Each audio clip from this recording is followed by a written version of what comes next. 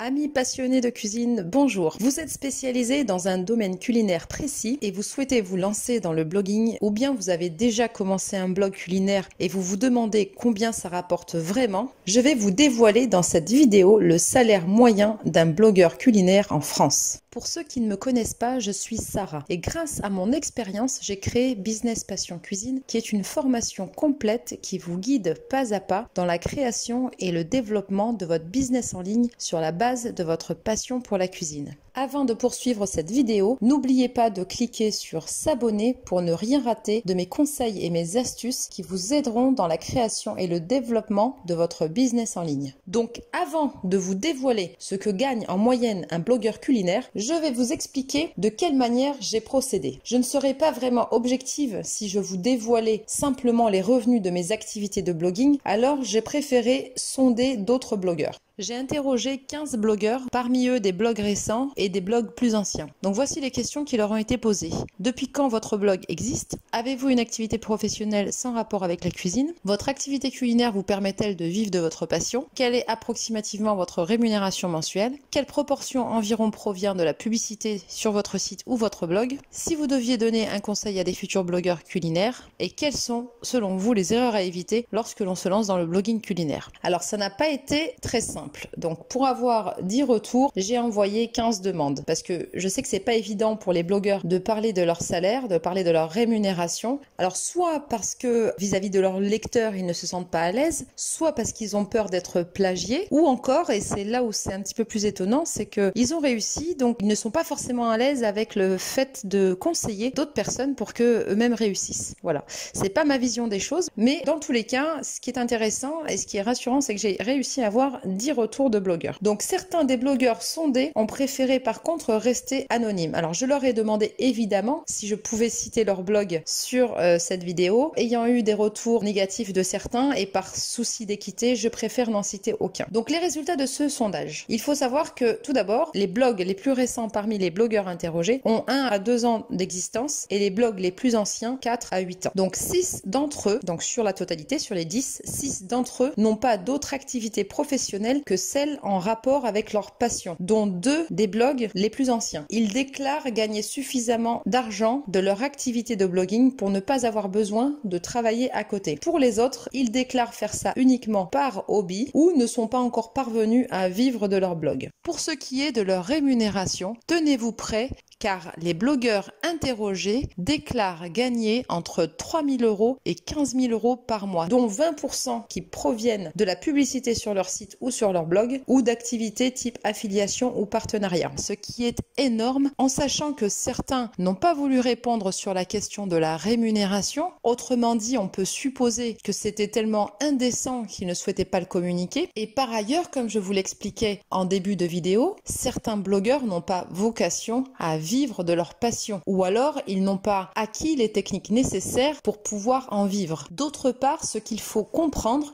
c'est que le sondage portait uniquement sur leur activité de blogging. Il est certain que ces blogueurs ont une activité annexe en lien avec leur passion, mais qui ne concerne pas directement le blogging et qui leur rapporte de toute façon de la rémunération supplémentaire. C'est vous dire donc le potentiel de faire de sa passion pour la cuisine un business en ligne, en sachant que j'ai interrogé des blogueurs français. Les blogueurs étrangers, dont les Américains, sont beaucoup plus avancés que nous et leur rémunération est beaucoup plus exponentielle. Ce qui veut dire que ça nous donne simplement une vision à nous, blogueurs français, de ce que nous pourrons obtenir dans quelques années. J'ai d'ailleurs commencé à avoir quelques contacts avec des blogueurs étrangers, ce qui va me permettre évidemment de vous faire une prochaine vidéo pour vous détailler leur rémunération et leurs activités. Au-delà de leur retour sur leur rémunération, ce que j'attendais de ce sondage, c'était également que ces blogueurs vous donnent des conseils si vous souhaitez vous lancer dans le blogging culinaire. Donc ce qui est intéressant à voir, c'est que certains conseils se recoupent avec d'autres. Donc je vais vous les lister. Alors, il y a tout d'abord de faire ça avant tout pour le plaisir de partager. Si vous faites ça dans un but premier de gagner de l'argent immédiatement, ça ne marchera pas. Donc faites ça avant tout pour le plaisir de partager votre passion et vos lecteurs le ressentiront. C'est comme ça que vous allez vous rapprocher un peu plus de vos lecteurs et gagner en notoriété. Appliquez-vous dans toutes les recettes que vous partagez. Évidemment, sur les premières recettes que vous allez partager ou sur les premiers articles que vous allez écrire, naturellement, la touche du débutant sera visible.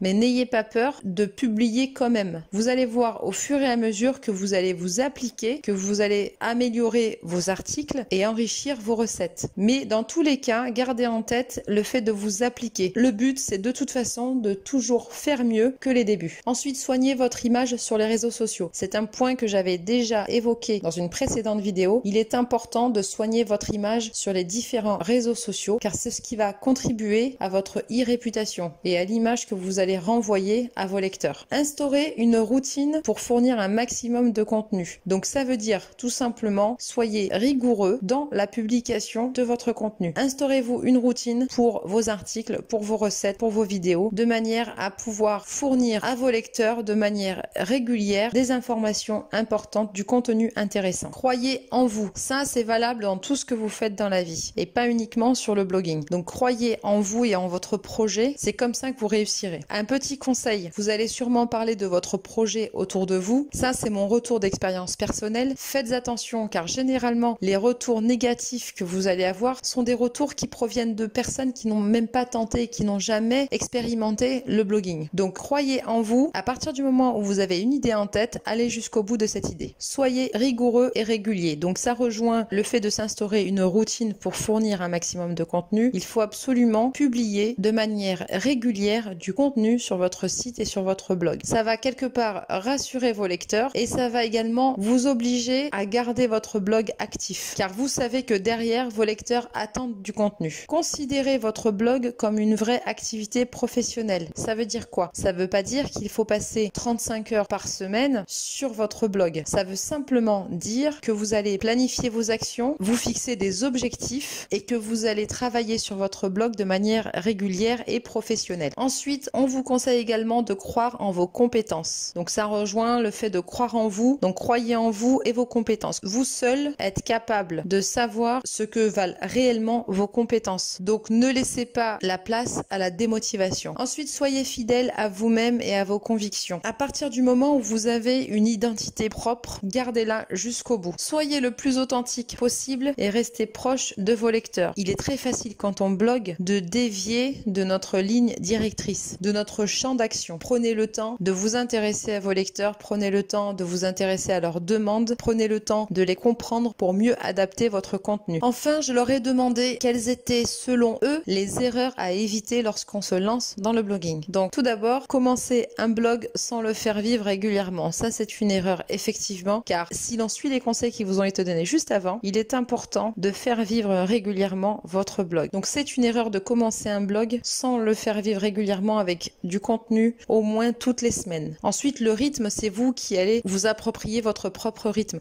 Si votre rythme, c'est de publier toutes les semaines, alors à ce moment-là, publiez toutes les semaines. Si vous êtes capable de publier tous les 2 jours, publiez tous les 2 jours. Mais le principal, c'est que ça soit régulier. Autre erreur à éviter, laissez vos lecteurs sans réponse à leurs questions. J'ai pu voir que certains blogs annoncent noir sur blanc qu'ils n'allaient pas pouvoir répondre aux questions de leurs lecteurs. Je peux comprendre que par manque de temps, ça soit compliqué de répondre à tout le monde quand on atteint un certain niveau de notoriété, mais il existe aujourd'hui des techniques et des méthodes qui nous permettent de répondre à toutes les questions de nos lecteurs. Ces réponses ne seront pas forcément les plus personnalisées, mais il y aura quand même une réponse et ça c'est important. Autre erreur, être impatient de gagner de l'argent. Effectivement, si vous commencez votre blog et que vous êtes impatient de gagner de l'argent, vous allez vite vous décourager, vous allez vous démotiver car ça ne va pas se faire aussi rapidement que vous le souhaitez. Donc n'ayez pas ça en tête de manière immédiate. Ça va arriver avec le temps. Ensuite, acceptez des partenariats sans rapport direct avec votre activité. Les demandes de partenariat vont arriver avec le temps. Donc tout simplement, vous allez être sollicité de part et d'autre pour des partenariats. Donc les conseils des blogueurs que j'ai interrogés, c'est de ne pas accepter les partenariats sans rapport direct avec votre activité, tout simplement parce que vous, ça va vous faire dévier de votre côté authentique, mais également, ça risque de décevoir vos lecteurs. C'est très tentant lorsque l'on a des propositions de partenariat d'accepter, mais restez authentique. Et si vous voyez en plus que ce partenariat ne va pas être primordial pour votre rémunération, laissez couler. Autre erreur à éviter, l'abandon. Ne jamais abandonner et c'est valable pour quoi qu'on fasse dans la vie. Lorsque vous lancez votre blog culinaire et que vous croyez en vous et que vous avez appliqué tous les conseils qui vous ont été donnés, il est interdit d'abandonner. Ensuite, c'est une erreur que de proposer des recettes trop compliquées et impossibles à reproduire. Les lecteurs et les internautes sont à la recherche de recettes simples, de recettes certes originales mais simples à réaliser. Donc évitez de proposer des recettes trop compliquées. Ensuite, évitez également de copier ce qui existe déjà. Effectivement, la facilité nous pousse trop rapidement à copier ce qui existe déjà en blog culinaire. Ne pas être assez spécialisé, c'est une erreur. Pourquoi? Tout simplement parce qu'il existe une offre tellement large de blogs culinaires aujourd'hui sur Internet que si vous n'êtes pas spécialisé, vous risquez de vous noyer dans la masse. Ensuite, ne négligez pas le référencement. Si vous négligez le référencement, votre blog ou votre site risque d'avoir du mal à décoller et vous allez vous décourager trop rapidement. Donc prenez le temps de vous appliquer sur le référencement. D'ailleurs, vous pouvez retrouver une de mes vidéos sur le référencement Google. Je vous indiquerai le lien ci-dessous, n'hésitez pas à cliquer dessus. Enfin, faire des recettes trop longues. Effectivement, les internautes n'ont pas le temps. Les internautes sont en recherche de simplicité et de rapidité. Donc évitez de faire des recettes trop longues. Globalement, c'est quand même assez intéressant de voir que certains retours d'expérience se recoupent, que ça soit dans les conseils ou dans les erreurs à éviter. Pour ma part, quand j'ai commencé à partager mes recettes, j'ai fait en sorte d'être authentique, sauf que la cuisine que je proposais existait déjà un peu partout sur le web. J'ai donc tout simplement adapté mon blog sur le principe du côté express de mes recettes, ce qui le rendait unique car à l'inverse, cette cuisine avait la réputation d'être très complexe. J'ai eu cette idée tout simplement parce qu'à la base, ce que je voulais communiquer à mes lecteurs, c'est le fait que ces recettes pouvaient être en réalité très simples et rapides à réaliser, contrairement à ce que tout le monde pouvait penser. Donc oui, pour conclure, je vous conseille également d'être authentique et unique car les internautes recherchent avant tout de l'originalité. Et pour vous aider encore plus, n'oubliez pas que je vous propose mon coaching personnalisé gratuit pour l'étude de rentabilité de votre projet cuisine en ligne.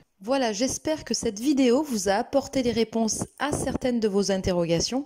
Et comme précisé tout à l'heure, je vous retrouve très rapidement pour une nouvelle vidéo concernant la rémunération des blogueurs étrangers aussitôt que j'aurai eu les renseignements. Vous pouvez bien évidemment retrouver toutes ces infos sur mon site internet www.businesspassioncuisine.fr et sur ma page Facebook. Je vous dis à très vite pour de nouveaux conseils et de nouvelles astuces pour la création de votre business cuisine en ligne. Et n'oubliez pas, l'argent ne fait pas le bonheur, mais le bonheur, c'est de vivre de sa passion pour la cuisine.